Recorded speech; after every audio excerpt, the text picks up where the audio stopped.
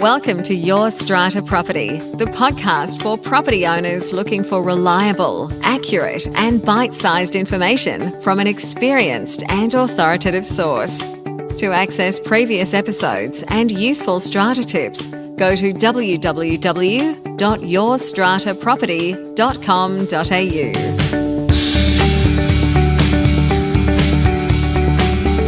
Hello and welcome. I'm Amanda Farmer and I have with me this week Rena Van Alst. Hi, Rena. Hi, Amanda. How are you? Doing very well, thank you. I do want to let our listeners in on a little secret straight up that you and I have just spent about 20 minutes resolving. 25. You would know, technical difficulties. So I feel very happy to be here. I can see you. I can hear you now. More importantly, we have solved those problems. Yeah, it's always great with the technology, Amanda. When something works, it's fantastic. And when it doesn't work, it really stuffs you around and takes up so much time. And you and I have been doing this for long enough now that I think we're pretty expert these days when it comes to recording a podcast and making sure that we can hear each other and the microphones are working. So when we do have a problem, I get very frustrated. I know, me too. How to fix it. But we are here now and we are ready to roll with this week's challenges and wins.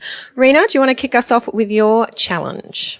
The challenge I had this week, Amanda, related to an AGM that was held.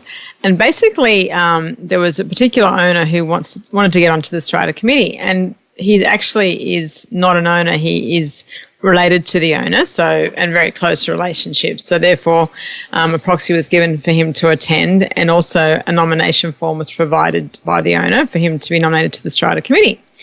And unfortunately, this person has some mental health issues, and many of the members and owners there didn't actually want to let him know whether or not they voted for him when it came to the election. So the owners asked me in the committee, can we use voting papers for this purpose? And I said, of course, we can use voting papers. And so basically, whatever the number was, they decided to have one less so that he wouldn't get onto the committee. So a ballot was then held after that, and he wasn't elected. So, of course, you can imagine how upset he was as a result of not being elected. And then he wanted to see the voting papers. Now, I said to him, well, it's late now. I need to, we've been here for, 2 hours. So I didn't want to say too much to him. And then, obviously, a lot of the owners came up to me later and said, Rena, but we're concerned that if he sees our voting papers and knows that we didn't vote for him, they're actually concerned about retribution, because apparently there have been events in the past where people's ties have been slashed and things have happened. And even though you can't prove it was him,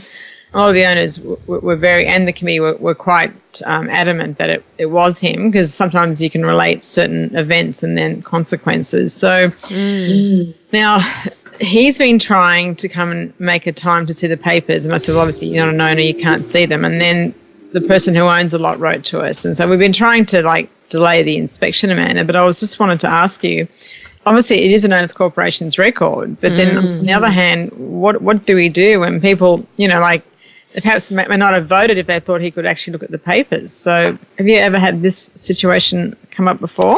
Not exactly, no. Just remind me, is it the owner or the proxy holder who you're concerned about may have a mental health issue, did you say? Oh, the proxy holder. Okay, so is it possible to speak to the owner and express those concerns? Yeah, we have, but unfortunately, sometimes you get emails from her email address that he's written, so it's not exactly, so it's a very close relationship. I don't want us to disclose exactly how close it is, but it's unfortunate. I think that person also is in a bind, when you have someone who's mentally unwell, so... Yeah, really difficult circumstance. And it always is when we're in buildings where we do have difficult behaviour because of mental illness.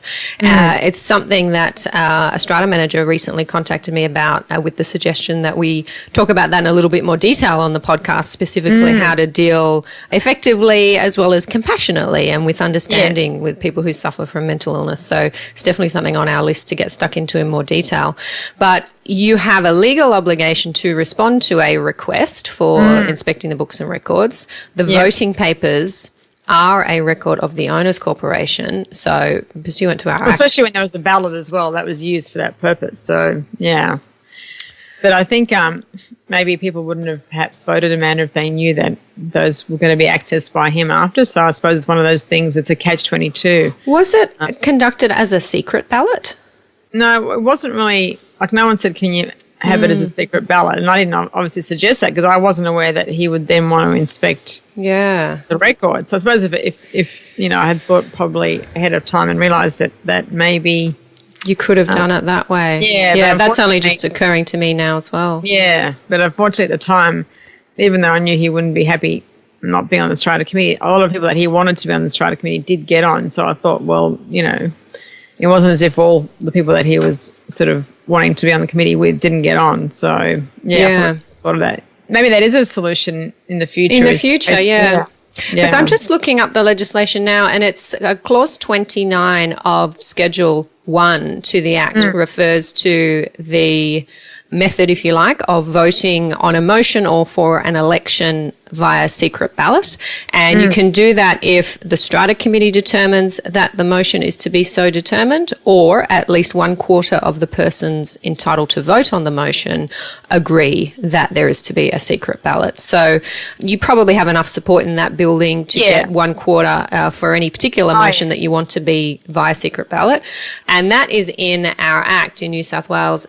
And if we head over to the regulation, when I look at the regulation, the only reference to secret ballots is in relation to electronic voting, and that's in Regulation 41, as well as Regulation 15 when it comes to pre-meeting electronic voting. And that just says that if a ballot for pre-meeting electronic voting is a secret ballot, the Secretary must ensure that the identity of the voter cannot be ascertained from the form and that the vote is dealt with so that it's not capable of being used to identify the voter. But when we think about that, Rena, and I think we've discussed this on a previous episode of the podcast, in order to ascertain the result of the vote, when you're dealing with, say, special resolutions where you must know the unit entitlement of the person voting for or against the motion, you're going to have to be able to identify the lot number on behalf of which the person's voting, so you know the unit entitlement. Exactly. So, I think we've discussed that before. How secret is a secret ballot? And it says, Amanda, in Regulation 41 that the records relating to electronic voting for motions for resolutions by an owners corporation must be retained by an owners corporation. So if you retain the record that identifying the person, that can only occur for where there's no special resolution. So... Yeah, I don't think our regulation is really dealing sufficiently or satisfactorily enough with secret ballots, and I'd be very interested to hear from listeners, strata managers, committee members who have attempted this secret ballot process and what they've then done with the ballot papers, because there doesn't seem to be an express exemption from the... Keeping the record. And people being prevented from inspecting them. And also, too, with electronic voting, Amanda, I mean... To me, like it's only in its infancy, but I think there could be many cases in the future where if there's no record of who voted and how they voted, and you know if the mechanism didn't record everything, but could it be contested and things like that? So it'd be interesting to see. I think if anyone has any information or experience with electronic voting where it's been challenged or there's been a problem with people trying to use the medium at the time, and some people could use it and others couldn't get on, and so I'm interested to see if anyone has any information or experience about that. Indeed. And Rena, just returning to your specific problem, unfortunately, I don't think I have the solution. In order to comply with the legislation, you've got to make those papers available. And maybe even if you had conducted a secret ballot, you'd have to make those papers available. It's really unclear. Yeah, exactly. But of course, if you do make those papers available and then you have a difficult resident on your hands who is taking steps to harass, threaten or intimidate those owners who may have voted against their election of that person, then all of the things we've talked about previously on the podcast, how to deal with difficult residents, how to protect yourself in that kind of a situation, apply for sure. Yeah, thanks for that, Amanda. Okay. My challenge for this week, I only experienced this very recently. I think it was just last week that I received the email I'm about to talk about. But I put it straight on our spreadsheet, Rena, and I put it right up to the top for our next episode because I was quite shocked. And the challenge is this. I had a building I was helping out in relation to a mediation application that a lot owner had filed. And I'd had a chat with the building. It was kind of a long-standing dispute. There'd been a few letters already that we sent across to the lot owner. Lot owner applied for mediation, and just in case anybody's not sure, you do have a right as a respondent to mediation to decline to attend mediation. And that I find is often the case with buildings that they feel like they've tried to resolve a dispute for some time, and for whatever reason, they're just not getting their message heard by the lot owner who has the difficulty. And sometimes it is just not worth the time, the effort, the money for the building to attend mediation. And they're quite happy for the matter simply to proceed straight to the tribunal, and they choose to decline mediation. And there's no adverse inference drawn by the tribunal if that's the case, if an owner's corporation or a lot owner declines to attend mediation as a respondent. So I was chatting to this building about that application. We'd decided that they would decline to attend mediation, and I sent an email to Fair Trading's Mediation Services Unit explaining that the building was not going to attend mediation. In the meantime, I'd also noticed that when Mediation Services had sent a copy of the mediation application over to my client, they'd only sent part of it. They'd only sent sort of the paragraph that explained what it was that the lot owner wanted and a few attachments that they had filed online. They'd done their filing online. Well, that's the only way you can do it now, Amanda. You can't file any other way, so... You can only file online? Yeah, because what happened, I think, maybe a couple of months ago, we sent one in. They said, you can only do it online now. So even though they had it, they said you got to basically do it again. Okay. So my clients had received this version of the online application. When I looked at it, I said, that's not the whole application. I can't see who the respondents are to this application. We've got a letter from Fair Trading saying that we, the owners corporation, are the respondents. But the letter also said that there was a second respondent, another lot owner in the building. I said, where's that page of the application? I can't see that. And that's when I realized I only had part of the application. I asked my client, I said, have you got the rest? They said, no, this is all we got.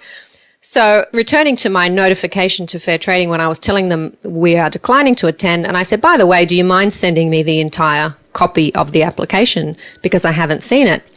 And I'm not exactly aware of who the respondents are. And the email I got in reply was, we do not send full copies of mediation applications to respondents for privacy reasons. Really? I have never heard that before. I nearly fell off my chair. But how could it be? So is the privacy relating to the fact that there was an extra party, Amanda, because the other respondent? Or I have no idea. But this is a prerequisite to litigation. It's a process, a statutory process. It's set out in our Act that you have to go through this mediation process. And to withhold the details of parties to that mediation process, I don't understand it. I think the privacy issue might be the contact details, perhaps, of the lot owner, so their email address or things like that. But I questioned it when I was told that. I said, what part of the legislation? How is this new? Yeah, what part? Yeah. I've never heard this before. I used to get, as we said, it used to be hard copy and now it's online. So is this something new with the online? And the email that I received in return was to confirm that nothing has changed in policy or procedure or the law. In the past, there was always the paper application form, and Fair Trading says that they didn't ever send the respondent a full copy of the form. They always excluded page 2 because of privacy, and they only ever sent page 3 and 4. Now, that could be right, and maybe I've just never picked it up. But I suppose I'm just, now that you're jigging my memory, I mean, I'm just trying to think. I know that most of the time we are the applicant, so it's really hard for us to ascertain. Now, I'm just trying to think when an owners corporation has been a respondent. If they have always withheld a page, I simply haven't noticed. What's happening now, because, as you say, the applications are being filed online, it's quite obvious that as a respondent, when you receive this stuff, you're only getting a paragraph because you're only getting what's called Part 5, which is the issue description. So that's the only bit you're getting, and then you're getting attached documents, and you're being told in a covering letter who the applicant is and who the respondents are. That's it. That's the only information you're getting, and you're getting told to turn up at 10 a.m. at Parramatta on a certain date. And I'm really uncomfortable with that. As a lawyer, I feel very uncomfortable about any part of a document like this, the initiation of a statutory procedure being withheld from a respondent. And I would like to dig deeper into this question of how the privacy legislation apparently prevents fair trading from providing this information. Now, to that end, some exciting news. I have invited representatives of fair trading to come onto the podcast and teach us a little bit more about the mediation process. And this question is certainly on my list, as well as many others that I know our listeners often ask about mediation, how it works, why we have it, what the potential outcomes are, what the role of the mediator is.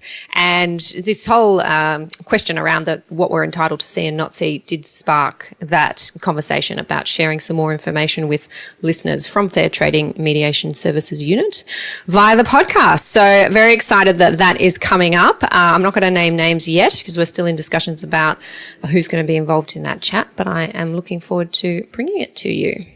That's wonderful news, Amanda. I think it'd be good for both owners and managers to hear from someone from fair trading, especially if they haven't actually experienced mediation before. Yes. So stay tuned for that one. All right, let's change gears and jump into your win for this week, Rena. Well, the win for this week occurred in relation to a meeting that was held recently and the chairperson being able to rule motions out of order. Now, I think people may say, well, how is that a win? But sometimes there are motions that basically are unlawful or conflict with the Act or have already been considered before. So in this particular scheme, there were two motions that were submitted by an owner that were identical to two motions that had been previously resolved, except for the fact that there were some details about the installation of the subject common property. I won't sort of name it, otherwise it'll be apparent to those who are listening which scheme I'm talking about. But these motions had already been passed before. And when they had been passed, there was a lot of detail attached to what common property changes were going to be undertaken. So you have a concept plan, etc., were attached. In this particular case, what happened was that the motions were submitted without any reference to any concept design summary or anything that would allow a person voting to understand exactly what they were voting for. So just for those people that perhaps don't know much about the role of the chairperson, I think this is something that sort of does occur in many schemes where people have a understanding of a chairperson's role being more than really what it is. In the Strata Schemes Management Act, the chairperson's function is listed under Section 42. So basically it's to preside at meetings of either Strata Committee or general meetings, and it's to make determinations as to quorums and procedural matters at meetings of the Owners Corporation and the Strata Committee. So pretty much that is what the chairperson's role is in a nutshell. The one that I think is really important, and I think perhaps people haven't really thought about, is that a chairperson may rule certain motions out of order. So this is Schedule 1, Part 3, General Meetings, Section 19. So the chairperson at a meeting may rule a motion out of order if the chairperson considers the motion, if carried, would conflict with this Act or the bylaws of the Strata scheme, or would otherwise be unlawful or unenforceable, or any requirement of this Act to include the form of motion in the notice of meeting has not been complied with. So I suppose in that case, that would refer if someone didn't have an explanatory note that was required. So in this case, the chairperson ruled the motions out of order. And to me, that was a win, I think, because it just shows people that you can't put motions on if you don't have all the corresponding supporting information, that people can't make fully informed decisions. And also, if something's already been agreed to be done, then, you can't keep rehashing the same thing over and over when actions have been taken to effect those resolutions, Amanda. So yep. Have you had experience of that happening? Yeah, absolutely. It is an incredibly powerful part of the legislation, and it is very important, I agree, for our chairs, I think is the official term, to know exists and to use that. And I can think of at least 3 meetings in the last 12 months that I've attended where I have pointed to that section and urged the chair to rule a motion out of order for various reasons, because there wasn't supporting documents attached, or the motion didn't contain the explanatory note, or to resolve the motion would have been to effect an illegality because it wasn't possible under the law to do what it was that the motion was proposing. So chairs are always very reluctant to take that step. And in some cases, the chair has been my client. In other cases, the chair has not been my client. And it's been a bit of a hostile suggestion, if you like, or received as a hostile suggestion to rule a motion out of order. So chairs can become very uncomfortable about taking that very serious step. So it's important to know before the meeting, I think, with having communicated with your strata manager, or strata managers talking to their committees, if the strata manager is going to chair the meeting, how it is you're going to handle a particular motion. And if you're going to rule it out of order, be very clear about why and being able to communicate that to the meeting. Yeah, I think it's important to let people know why, although I've received advice from another lawyer who said that you don't really have to even give the reasons. But I think it's always the best thing. I think it's a good idea to give the reasons, because I think people need to understand, what is wrong with the motion and why it couldn't be considered. Yeah, I agree with that. Now, there is some more information on how to chair a strata meeting back in episode number 89. I think that was a solo episode from me, and I am pretty sure that I cover off in a little bit of detail that process of ruling motions out of order, and certainly pointing out that right exists. So if you're a chair or trying to become a better chair, or you're a strata manager, that's a good episode to go back and have a listen to. And Rena, I will say, I think we can share with our listeners, you and I have been asked to do some more in-depth education, if you like, specifically around chairing meetings, and for those who are wanting to be better chairs, and not yet releasing any information about what's happening there, but we can tell you to stay tuned, and we will have something special, a special opportunity, let's say, for our listeners coming up first half of this year. Yeah.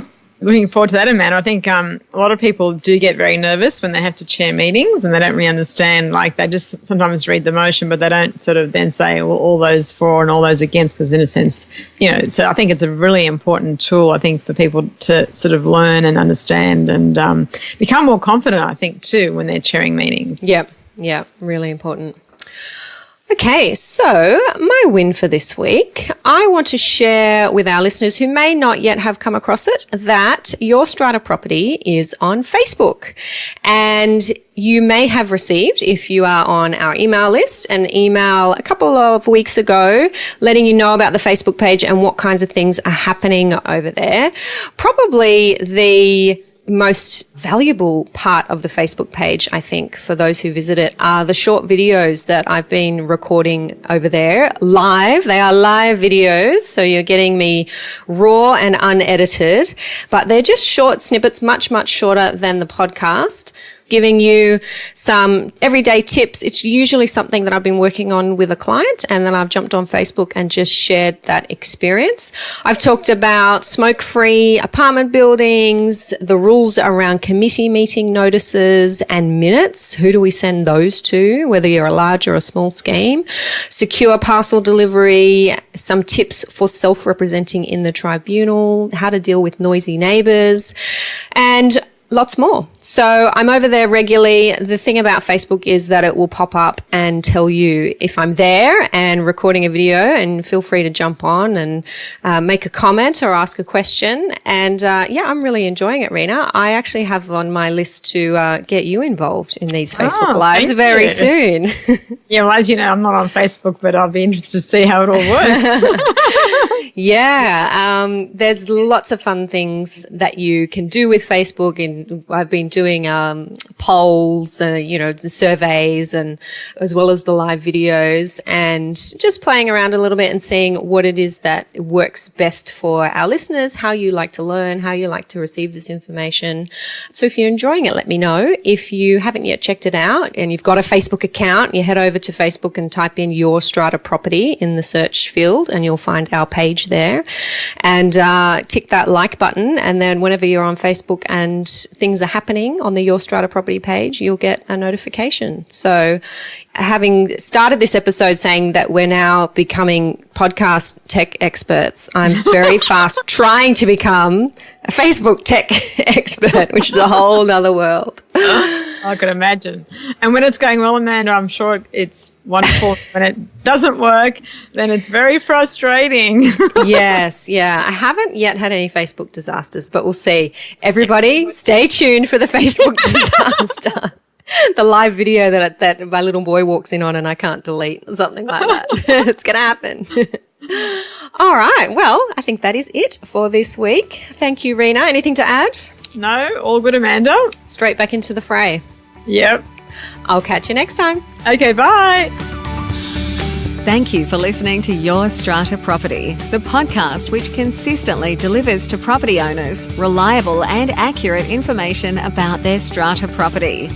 You can access all the information below this episode via the show notes at www.yourstrataproperty.com.au. You can also ask questions in the comments section, which Amanda will answer in her upcoming episodes. How can Amanda help you today?